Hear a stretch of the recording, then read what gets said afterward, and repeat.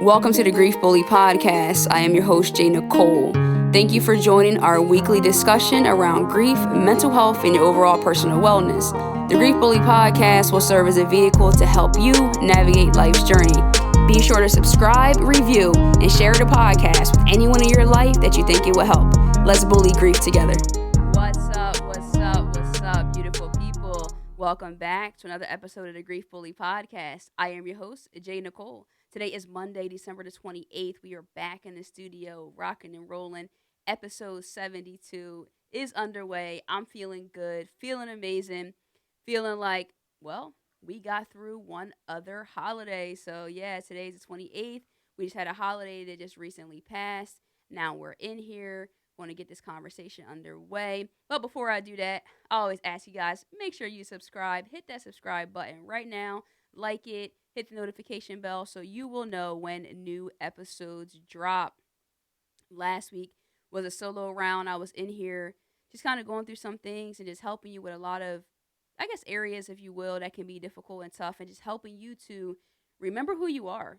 Remember that a lot of times we're going through situations that we've actually been through before, but we forget that we actually have the strength to get through it. So go back, check out last week's episode, share it with someone else in your life, comment, leave a comment on YouTube, hit me up on Instagram. Let's just stay in touch and continue to keep sharing this message.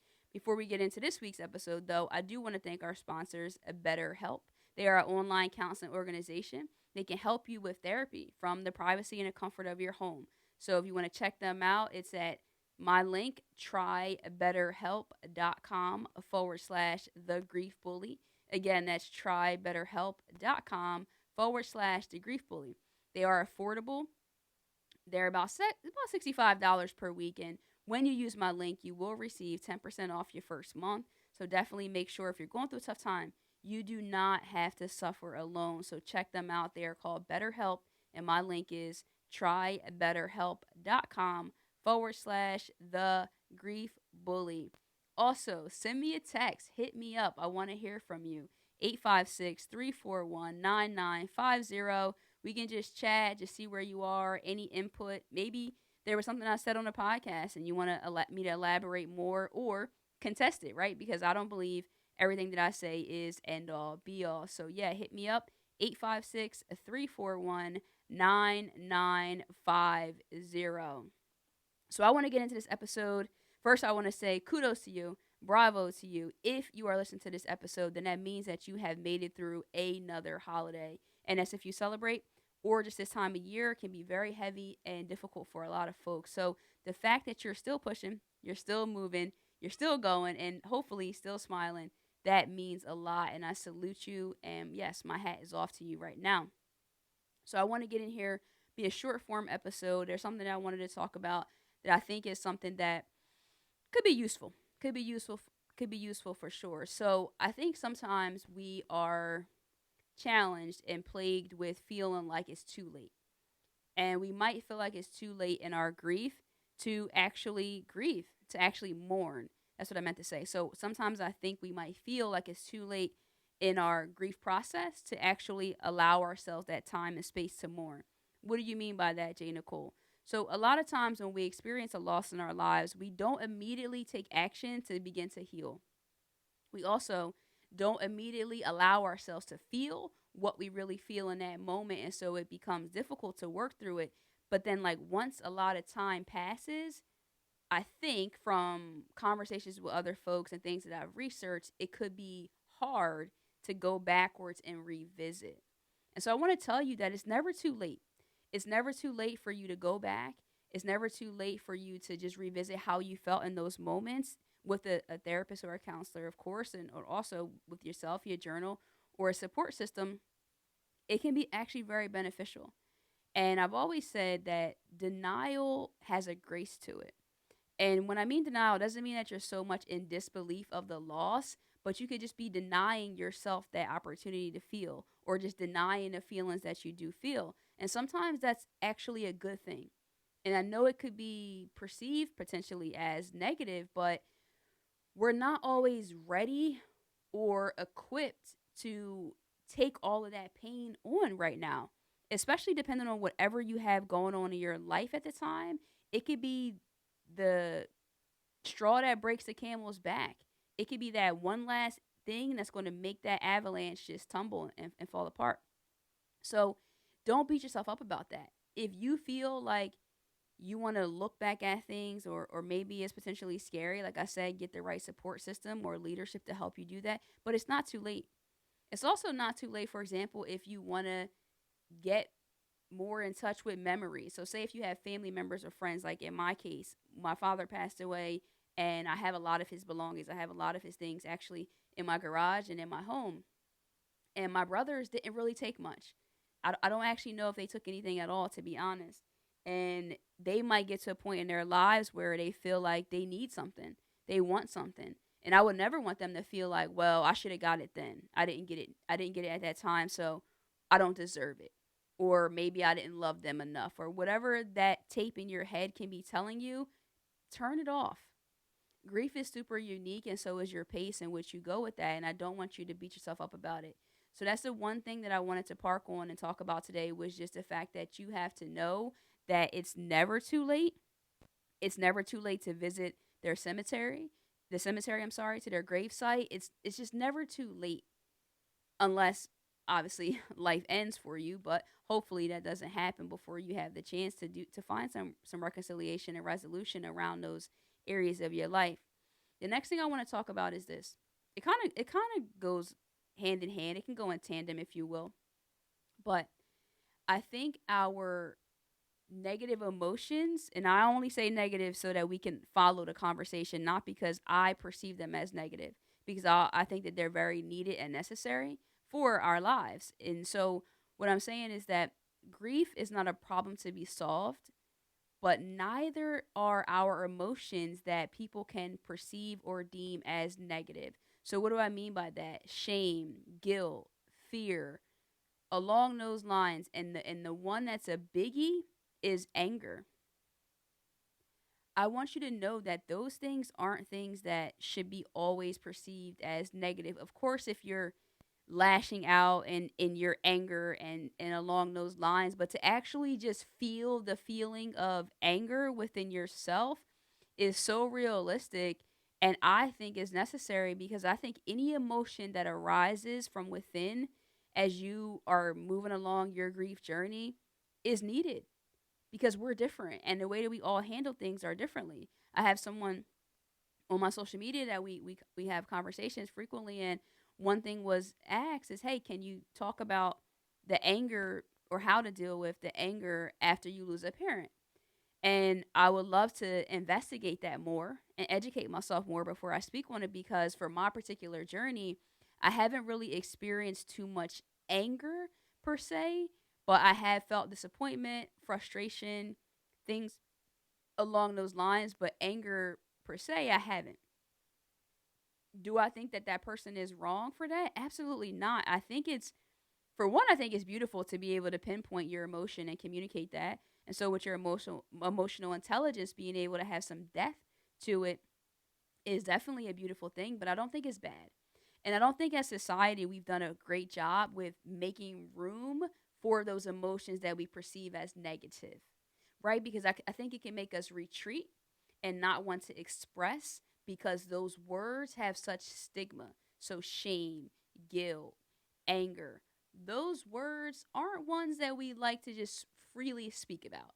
And when we're in those emotions, like when we're overwhelmed with such a deep level of shame, when we're being burdened and bullied and beat up by a deep level of guilt, and when we are plagued by extreme anger, or anger that actually could maybe potentially scare us, it could be uncomfortable.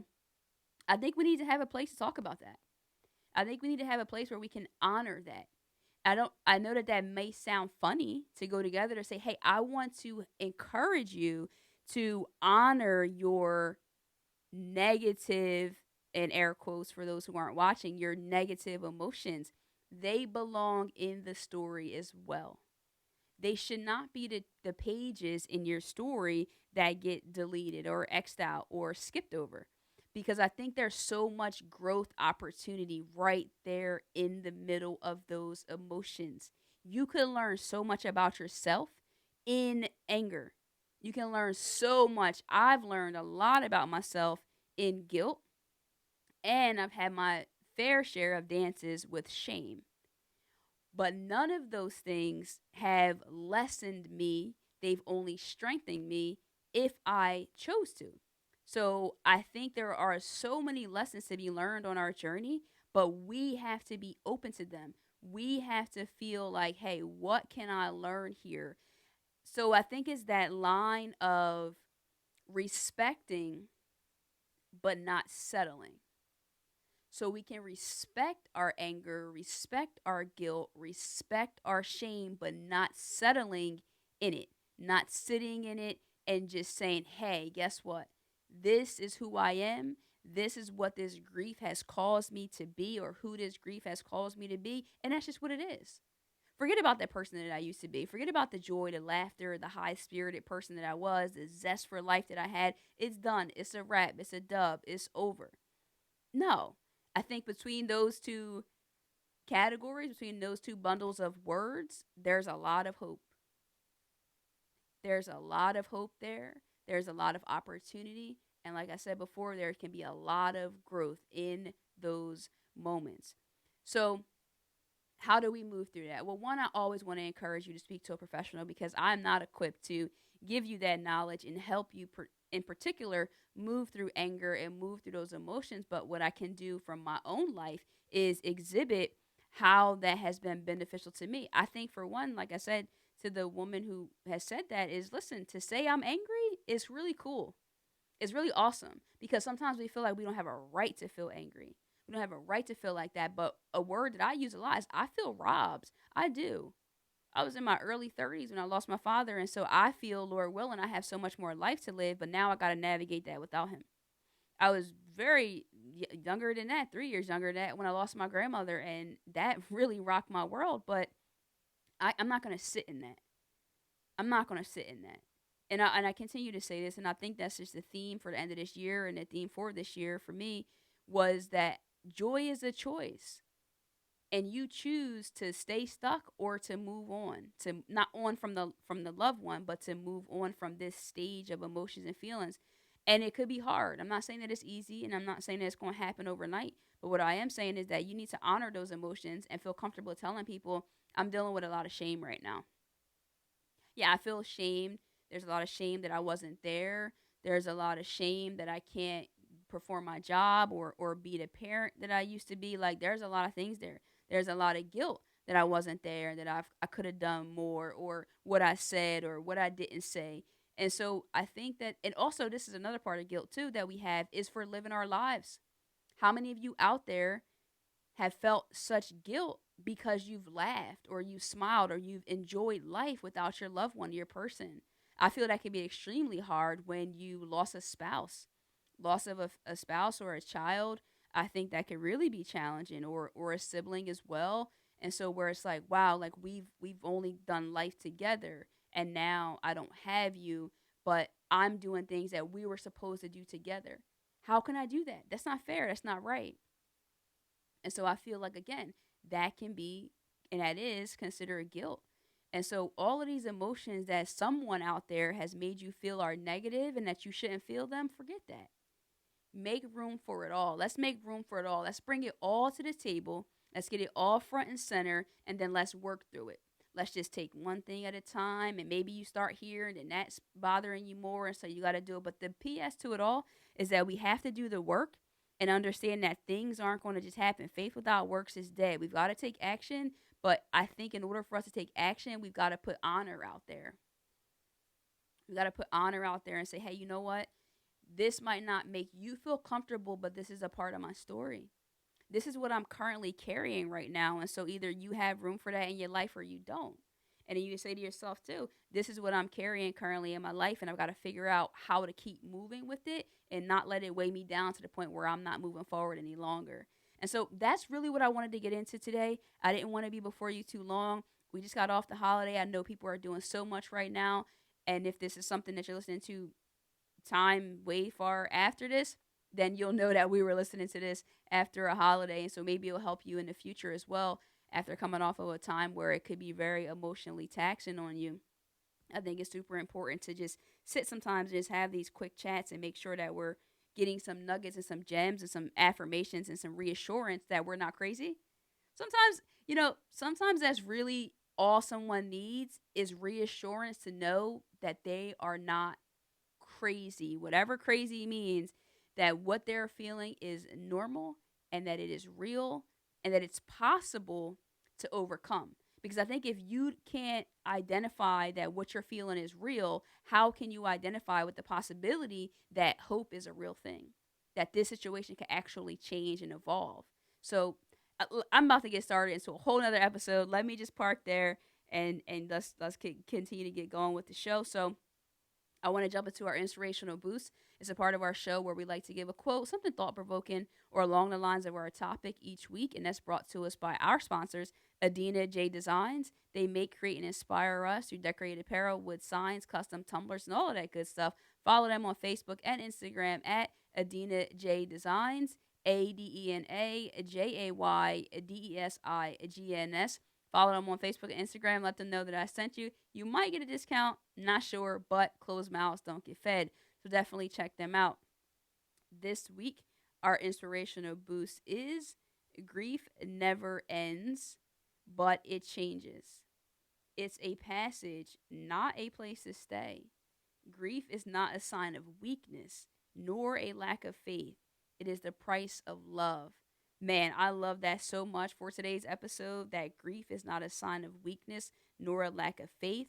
And it's a passage. It's a passage. That's what I'm saying. So, in between A and Z, there's a lot that can happen here in this grief journey. It's a passage, but as long as you keep going, you'll be able to continue to move forward with it because grief never ends. So you're not getting to Z and then it stops. So for me, in my mind, Z for me is the end of my life. So until I get to that point, I'm going to battle with these things. I'm going to deal with these things. I'm going to keep working through these things. I'm going to keep fighting them. And most importantly, I'm going to keep encouraging you to do the same.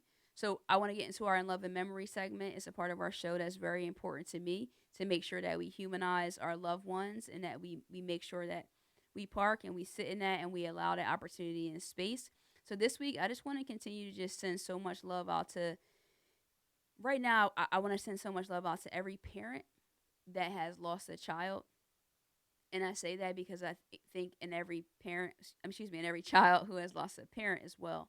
I think the holiday season makes this time very difficult, and as we begin to wrap up another year and go into a new year, it can be hard. It can be really difficult, and so I don't have one specific name this week. But if you've lost a child, if you lost a parent, I want to just send special love and encouragement to you today to find the joy where it might be, but also understand that that definitely can be difficult and that you do have the strength within you to get through it.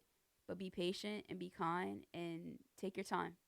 The journey is definitely a journey, but I want to send my love out to you from the Grief Bully podcast. Our Love and Memory segment goes out to all of your angels, whether that's your child or your parent. Please know that you have our love with you. Guys, it's been another episode of the Grief Bully podcast. Again, a short episode. Got in here with you. Wanted to just park on those couple of things. Hopefully, you had some great takeaways from today and it was a benefit for you spending your time with us here on the Grief Bully podcast. Listen, I hang out the most on Instagram. You already know that. So follow me there at I_am_J_Nicole, guys. So next time, you already know. Love and light. Peace.